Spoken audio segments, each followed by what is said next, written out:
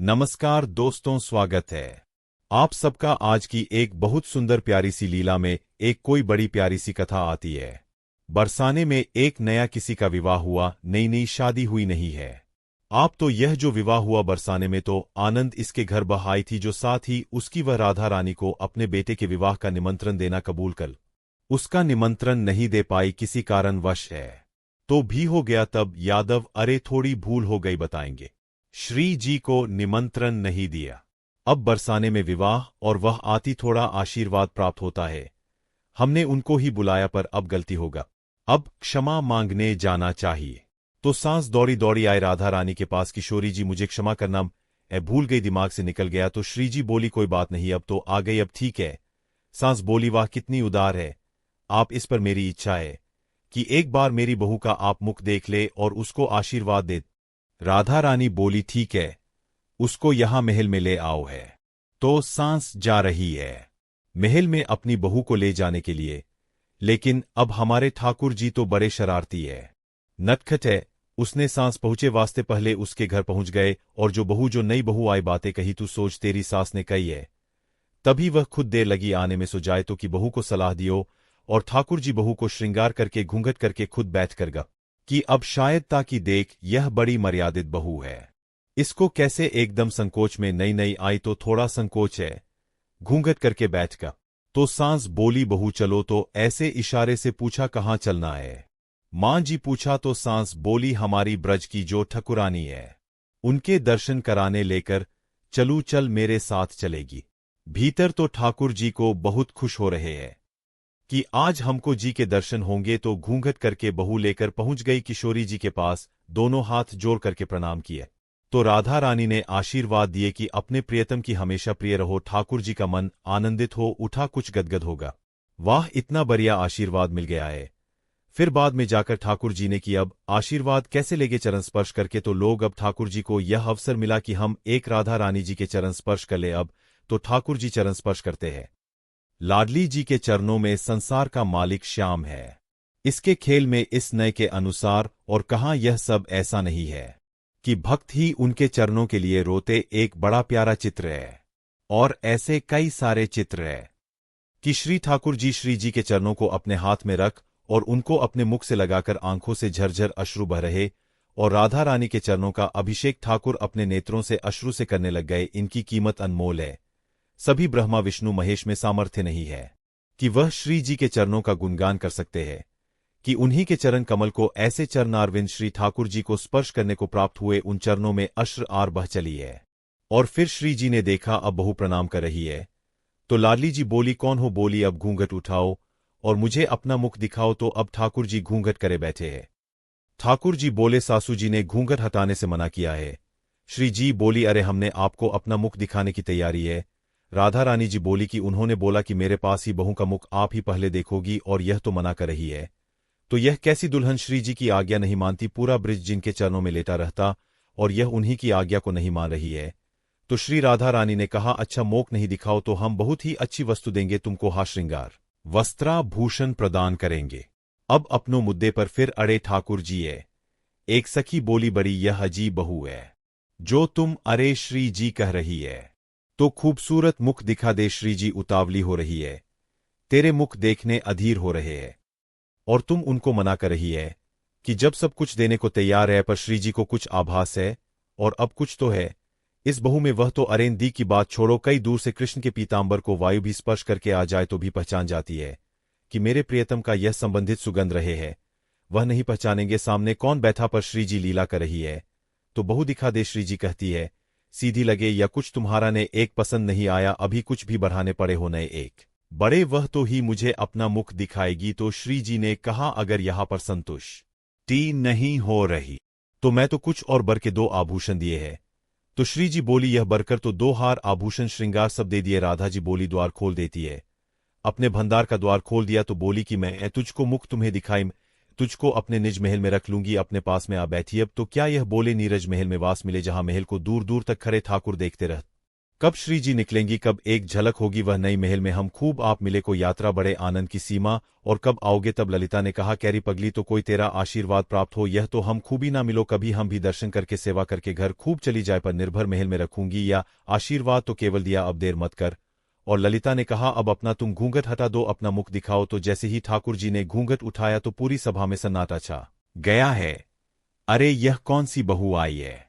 सखी सब सखियां जोर जोर से और हंसने लगी। अरे आपकी मुंह दिखाई तुम त्रिभुवन वार दूं, यह कौन सी बड़ी बात है? ठाकुर जी कहते थे, हमको त्रिभुवन नाथ चाहिए, आपको निर्जन महल को वास की जो हमारी आज ही पूरी है। वह यात्रा बड़ी मेरी कोई नहीं है। सखी आज भी लाल जी जो संग विराजे ना श्री जी के महल में ठाकुर जी, यह तब तक ठाकुर को वह श्री जी के दोरे महल में राधा रानी ने वास दे दिया कि आप नित्य निरंतर यही हमारे से विराट कर दो है। क्योंकि प्रगति तो नारायण भट्ट गोस्वामी, बाद में तो श्री जी कोई प्रकट करो ना, तो कि श्री जी ने कृपा करके उनको लाल जी को यह सौभाग्य भी प्रदान कर दिया है। हमारी श्री जी और ठाकुर जी का यह मधुर मिलन हुआ है। स्वागत है फिर से आपका एक नई कहानी में, भगवान कल्की और पद्मा के मिलन की यह दुर्लभ कथा जो आप देखने जा रहे हैं। कल्की पुराण जो महर्षि व्यास जी द्वारा आज से हजारों साल पहले अपनी दिव्य दृष्टि द्वारा संस्कृत भाषा में लिखी गई थी। अगर आप वाकई में भगवान कल्की और पद्मा के मिलन के बारे में सही और सत्य जानकारी प्राप्त करना चाहते हैं तो आप बिल्कुल सही जगह पर है।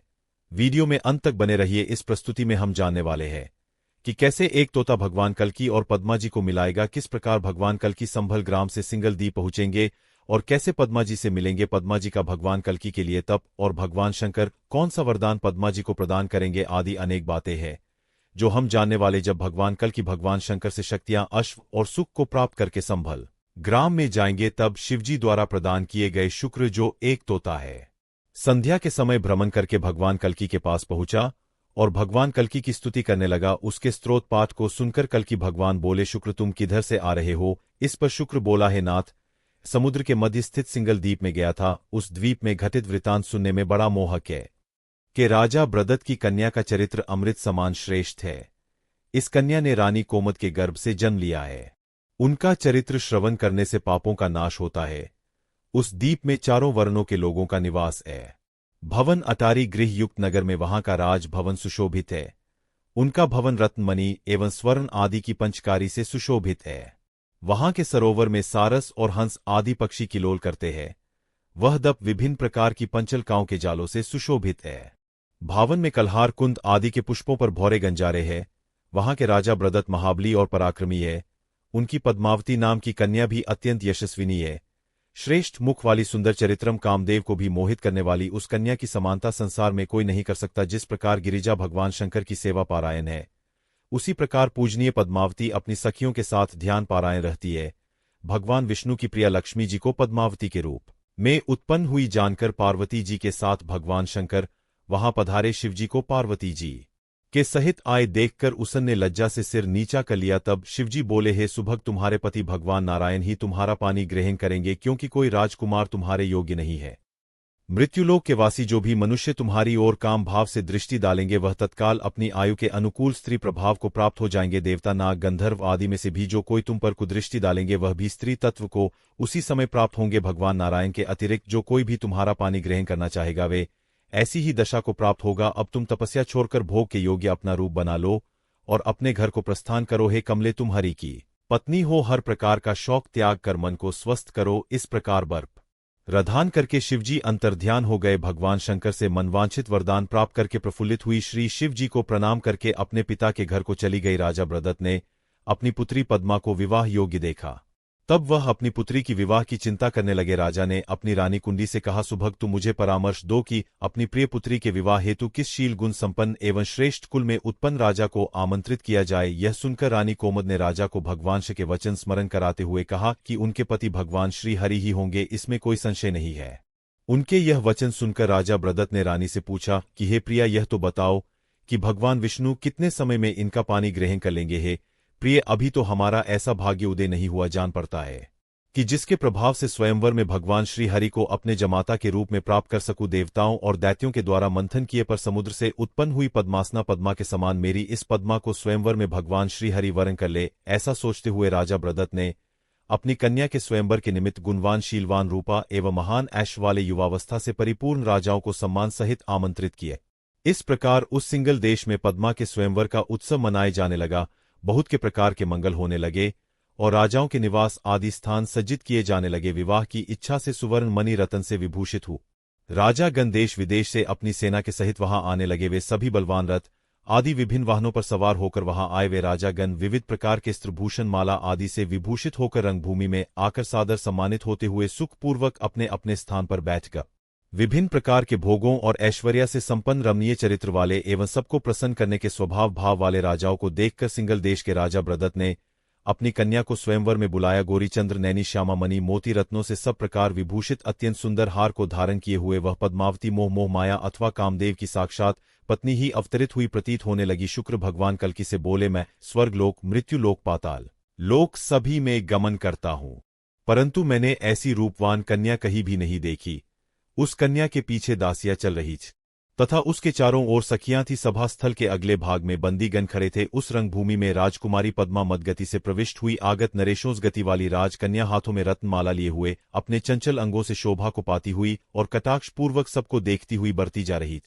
लाल रंग के रेश वस्त्र धारण किए हुए कोकिला जैसी स्वर वाली जिसके रूप से तीनों लोग मोहित हो रहे थे, उस मनमोहिनी सुकुमारी राजकन्या को रंगभूमि में घूमती हुई देखकर कामदेव के वशीभूत हुए राजागण ऐसे वपचित हो गए कि उनके वस्त्र आदि सभी खुलकर पृथ्वी पर गिरने लगे। काम से विमोह हुए उन राजाओं ने जैसे ही उस राजकन्या को वासनाम नेत्रों से देखा, वैसे ही भगवान शंकर के वरदान अनुसार वह जिस रूप पर लाला आयत हुए थे, वैसे ही रूप वाली नारी का रूप उन्हें प्राप्त हो गया। इस प्रकार सुंदर मुख और कमल जैसे नेत्रों को प्राप्त हुए वे राजागण अपने को स्त्री हुआ देखकर पद्मा के पीछे पीछे उनकी सहेली बनकर चलने लगे। उस समय पद्मा के विवाह का वह उत्सव देखने के निमित्त में पास ही के एक वृक्ष पर बैठा था। जब वे राजागण स्त्री रूप हो गए तब तो पद्मा जी अत्यंत दुखी हो उठी। मैं उनके विलाप को सुनता रहा। उस मंगलमय उत्सव के इस प्रकार समाप्त हो जाने पर पद्मा ने भगवान शंकर का ध्यान कर जो करुण विलाप किया था, उस विलाप को आप श्रवण कीजिए। पद्मा ने देखा कि सभी राजागण मुझे देखते ही अपने हाथी अश्वत्थ से बलग होकर स्त्री रूप में मेरी सहेली होकर साथ साथ चल रहे हैं। वह अत्यंत दीनतापूर्वक अपने आभूषणों को त्याग कर धरती को कुरेद लगी। फिर वह शिवजी के वरदान की सफलता के हेतु भगवान विष्णु का पति भाव से ध्यान करने लगी। तब विषम मुख वाली पद्मा अपनी सहेलियों के मध्य स्थित हुई भगवान विष्णु का पति स्वरूप में विचार करती हुई अपनी निकट स्थित विमला नाम की सहेली से कहने लगी, है विमले, क्या ब्रह्मा ने मेरे भाग्य में यही लिख दिया है कि जो पुरुष मुझे देखे तुरंत स्त्री तत्व को प्राप्त हो जाए। सखी, जैसे मरुभूमि में बोया गया बीज निष्फल होता है, वैसे ही मुझ अभागिन द्वारा भगवान शंकर की गई उपासना व्यर्थ हो गई। भगवान रमापति विष्णु संपूर्ण विश्व के आदिश्वर और प्रभु है। मैं उन्हें पति रूप में प्राप्त करने की कामना करूं तो क्या वह मुझे स्वीकार करेंगे?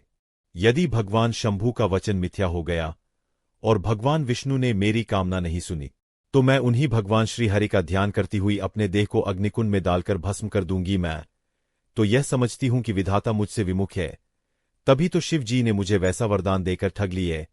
भगवान श्री हरि के द्वारा परित्याग होकर अतिरिक्त और कौन जीवित रह सकता है?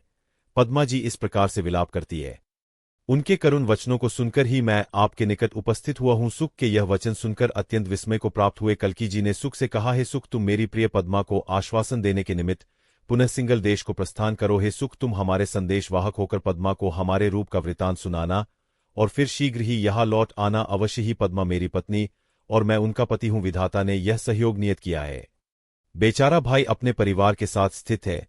उपनयन संस्कार होने के बाद उन्होंने परशुराम जी से वेद की शिक्षा प्राप्त की, फिर उन्होंने धनुर्वेद और वेद की शिक्षा प्राप्त की और शिवजी से अश्व कवच और वरदान प्राप्त कर संभल में अपने घर लौटे। इस प्रसंग को सुनकर पद्मा जी बड़ी प्रसन्न हुई और उन्होंने कल्कि भगवान को आदरपूर्वक बहालिवा लाने की उद्देश्य से सुख को भेजा। पद्मा ने सुख को स्वर्ण एवं रत्न से सुसर्कित हो रही हूं, यदि प्रभु यहां ना आवे तो तुम मेरी ओर से प्रणाम करके मेरे कर्म दोष के विषय में उन्हें बताना और कहना कि मुझे शिवजी से जो वरदान प्राप्त हुआ है वह इस समय श्राप के समय मान हो रहा है। पद्मा की यह बात सुनकर सुख ने उन्हें बारंबार प्रणाम किया। फिर वह सुख उड़कर कल्कि जी द्वारा रक्षित संभल ग्राम में गया। कल्कि जी ने सुख को आए हुआ देखकर उसको गोद में लेकर उसे स्वर्ण रत्न और मणि से सुसज्जित देखा तो अत्यंत हर्षित हुए। अत्यंत तेजस्वी कल्कि जी ने सुख का सत्कार करते हुए उसे दुग्धपान कराया और उससे सब प्रसंग पूछा, है सुख, तुम इस समय किस देश से आ रहे हो? वहां तुमने कौन सी अद्भुत वस्तु देखी है? तुम कहाँ थे? किसके द्वारा मणि और स्वर्ण से विभूषित किए गए हो? रात दिन मैं तुमसे मिलने के लिए उत्सुक रहा हूं। हे सुख, मैं जब तुम्हें नहीं देखता तब मेरा एक क्षण भी युग के समान व्यतीत होता है। कल्कि की यह बात सुनकर सुख ने उन्हें बारंबार प्रणाम कर पद्मा की पूर्व कथित कथा को कह सुनाया। फिर पद्मा के साथ जो संवाद हुआ आदि सब वृतांत नर्म होकर उन्हें सुना दिया। कल्कि जी ने जैसे ही यह वृतांत सुना वैसे ही प्रसन्न कहा, इस सरोवर में स्नान करने की इच्छा है। यह सुनकर सुख ने विनयपूर्वक कहा, अब मैं भी पद्मा जी के निवास स्थान पर जाता हूं। भगवान कल्कि ने अश्व से उतरकर सरोवर के समीप एक कदम के वृक्ष की नवीन पत्तियों से स्पर्श करती हुई सूर्य किरणों से आच्छादित चबूतरे पर बैठकर सुख को पद्मा जी के निवास स्थान पर भेजा। वहां पहुंचकर वह सुख नाग केसर के वृक्ष पर जा बैठा और उसने अटारी के ऊपर से पत्तों की सैया बनाकर सै करने वाली पद्मा जी को सखियों के सहित देखा। सुख ने करुण और चंचल स्वर में पद्मा जी को पुकारा और उनसे कल्कि भगवान के आगमन का प्रसंग कहने लगा और उन्हें आश्वासन दिया, जिसे सुनकर पद्मा जी बोली, तुम्हारा स्वागत है यहाँ, आओ तुम्हारा मंगल हो। सुख बोला, मेरा सर प्रकार से मंगल ही है। पद्मा जी बोली, हे सुख, तुम्हारे जाने से मैं अत्यंत व्याकुल था। सुख बोला, तुम्हारे सब दुख और संताप अब दूर होंगे। हे भवानी, तुम्हारी अभिलाषा अब पूर्ण होगी। उन्हें सरोवर के तट पर विराजमान करके कि तुम्हारे पास उपस्थित हुआ हूं। इस प्रकार परस्पर संवाद होने पर पद्मा अत्यंत हर्षित हुई। वह उसके मुख के समक्ष नेत्र करके उसे आनंद पूर्वक देखने लगी। सखियों के साथ जल क्रीड़ा के लिए तत्पर होकर पद्मा जी उनसे बोली कि सखियां मेरे साथ सरोवर के तट पर चलो। यह कहकर पद्मा जी पालकी पर अरुण होकर सखियों सहित अनंतपुर से चल पड़ी। कृष्ण के दर्शनार्थ जाती हुई रुक्मिणी के समान ही कल्कि भगवान के दर्शन के लिए पद्मा ने भी शीघ्र पूर्वक प्रस्थान किया। पद्मा जी जिस मार्ग से जा रही थी उस मार्ग में स्थित पुरुष उन्हें देखते ही स्त्री बन जाने की आशंका से इधर उधर भाग गए। इस प्रकार मार्ग को पुरुषों से रहित देखकर स्त्रियां पालकी का स्वच्छंद से भय करने लगी। सुख के कथन अनुसार पालकी पर छड़ी हुई पद्मा को घेरकर उनकी सखियां भी साथ चल रही थी। फिर सुगंधित सरोवर के जल में स्नान कर स्त्रियां कुमुदिनी युक्त चरण चमा की आशा में विचरण करने लगी। उनके हृदय की कमल गंध से मुक्त हुए भ्रमर उनके मुखों पर गंजारे परस्पर हाथ पकड़े हुए विविध प्रकार का विहार करती हुई पद्मा ने सखियों के मन को और सखियों ने पद्मा के मन को हर लिया। फिर साकामुरी चबूतरे पर महामित्र सूर्य के तेज से भी अधिक तेजों में कल्कि जी को सुखपूर्वक सह करते देखा। पद्मा जी ने देखा कि तमाल जैसे नील वर्ण वाले पितामहधारी कमल जैसे नेत्र वाले लंबी भुजा विशाल वृक्ष और श्रीवत्स से चिन्हित हृदय वाले कौस्तुभ मणि की कांति से प्रकाशित भगवान कल्कि विराजमान है। पद्मा जी ऐसे स्तंभित हुई कि उनका सत्कार भी करना भूल गई और उन्होंने शंका के कारण उन्हें गाना उचित नहीं समझ। उन्होंने सोचा कि कहीं यह महाबली अत्यंत रूपवान प्रभु मुझे देखकर स्त्री ना बन जा। यदि ऐसा हो गया तो शिवजी का वरदान यहां भी अभिशाप हो जाएगा। फिर पद्मा के आंतरिक मन की बात जानकर चराचर और विश्वेश्वर भगवान कल्कि जागे। उन्होंने देखा कि लक्ष्मी जी के समान महान रूपवती पद्मा सामने खड़ी है। सखियों के सहित आई हुई पद्मा से कल्कि जी सा काम भाव पूर्वक बोले, हे कांत, तुम मेरे पास आओ, तुम्हारे मिलने से मेरा मंगल हुआ है। तुम्हारे चंद्रमुखी मुझ संसार के रचने वाले को इस समय वासना रूपी सर्प ने डस लिया है। तुम्हारे रूप अमृत के पान से उसकी शांति संभव है।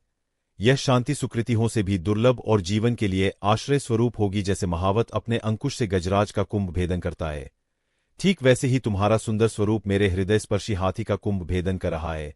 कल्कि जी के वचनों को सुनकर और उन्हें सत्पुरुष जानकर पद्मा जी अत्यंत हर्षित हुई। फिर पद्मा जी ने सखियों सहित मस्तक झुकाकर अपने पति कल्कि जी से मन स्वर में कहने लगी। प्रेम से गदगद होकर जी ने कल्कि जी को भगवान विष्णु के रूप में जानकर उनकी स्तुति की, हे जगदीश वर, हे धर्म वर्ण, हे लक्ष्मीपति, मैं आपको जान गई हूं। अब आप मुझ शरणागत की रक्षा कीजिए। धन्य हो गई है प्रभु जो आपने पुण्य कर्मों अर्थात तपदान जप और व्रत आदि के प्रभाव से आपकी आराधना करके आपके दुर्लभ चरण कमल को प्राप्त कर सकी। अब आप मुझे आज्ञा दो कि आपके चरणों का स्पर्श करके अपने घर जाऊं और महाराज से आपके आगमन की बात कहूं। यह कहकर श्रेष्ठ रूप वाली पद्मा अपने पिता राजा बीहर के पास जाकर भगवान कल्कि के आगमन का वृतांत सुनाया। राजा ब्रंडल ने भगवान कल्कि का आगमन सुनकर हर्ष व्यक्त किया। फिर अपने पुरोहित राहमन परिवार जन मित्र बंधु आदि को साथ लेकर मंगल गीत नृत्य आदि करते हुए कल्कि भगवान को लाने के लिए प्रस्थान किया। स्वर्ण के तोरण और पताका आदि से वह नगरी अत्यंत शोभा पाने लगी। राजा ब्रदल ने जलाशय पर पहुंचकर देखा कि विष्णु यश के पुत्र कल्कि जी मणिमय बेदी पर स्थित है। जैसे घनघोर मेघ पर बिजली अथवा इंद्रधनुष आदि लक्ष्मीपति कल्कि जी को देखकर आंसू युक्त पुलकित देह के सहित राजा ने उनका विधिपूर्वक पूजन किया। राजा बोले, हे ईश्वर, जैसे यदुनाथ वन में जाकर मानधाता के पुत्र से मिले थे, ऐसे ही आपका आगमन मेरे लिए हुआ है। यह कहकर कल्कि जी का पूजन करके राजा उन्हें अपने भवन में ले आए और सुसर्कित करके अपनी कन्या का दान कर दिया। अपनी पत्नी पद्मा को प्राप्त कर सिंगल द्वीप को श्रेष्ठ स्थान जानकर कल्कि जी कुछ दिन वहां रुके। स्वयंवर में जो राजा गण स्त्री बन गए थे वे सभी भगवान कल्कि के दर्शन लिए वहां उपस्थित हुए और उन्होंने भगवान कल्कि की चरण वंदना की और भगवान कल्कि के आदेश से रेवा नदी में स्नान करने पहुंचे। स्नान करते ही वे पुनः पुरुष रूप में आ गए। कल्की जी का अत्यंत अद्भुत पराक्रम देखकर सभी राजा उनके चरणों के सेवक हो गए। कुछ दिनों बाद भगवान कल्की पद्मा के साहित्य समय पुनः अपने संभल ग्राम में पहुंच गए। इस प्रकार भगवान कल्की या माता पद्मा का मिलन हुआ। उम्मीद है वीडियो अच्छा लगा होगा। वीडियो को लाइक जरूर करें। धन्यवाद।